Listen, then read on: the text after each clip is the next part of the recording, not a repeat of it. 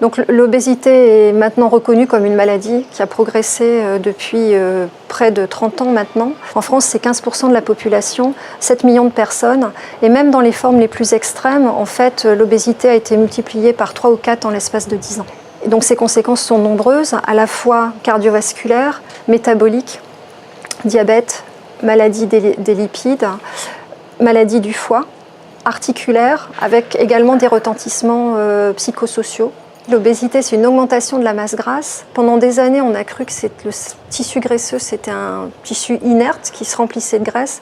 En fait, c'est un véritable organe qui va parler avec le cerveau, avec le foie, avec le muscle. Et donc, la recherche dans le domaine de l'obésité s'attaque à tous ces domaines.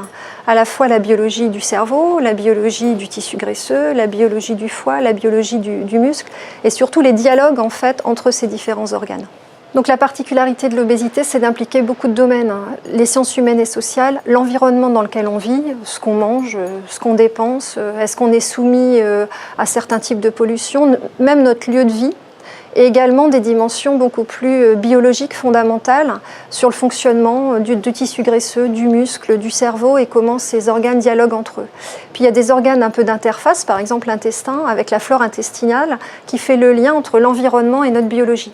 Et donc en fait, les équipes du CORDIM s'intéressent à tous ces axes qui sont à la fois complexes, mais également en lien extrêmement intriqués finalement. Une structuration comme le CORDIM est extrêmement intéressante puisqu'elle met finalement en lien des équipes de différents domaines travaillant sur toutes ces dimensions complexes associées à l'obésité.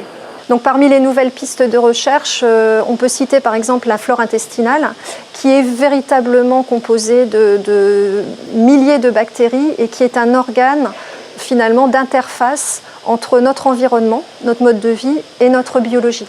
Donc les équipes du CORDIM s'intéressent particulièrement à ce lien entre environnement, biologie et comment la flore intestinale se modifie au travers de ces changements et dialogue avec notre propre biologie.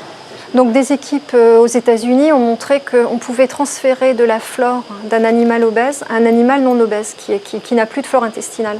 Quand on fait cette expérience, l'animal qui a reçu de la flore d'un animal obèse développe lui-même une obésité. Ça a été une petite révolution dans notre domaine. Se peut-il que effectivement l'obésité soit transmissible par le transfert de flore?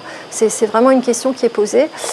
Ce sont des données chez l'animal. Chez l'homme, c'est plus difficile de démontrer la causalité.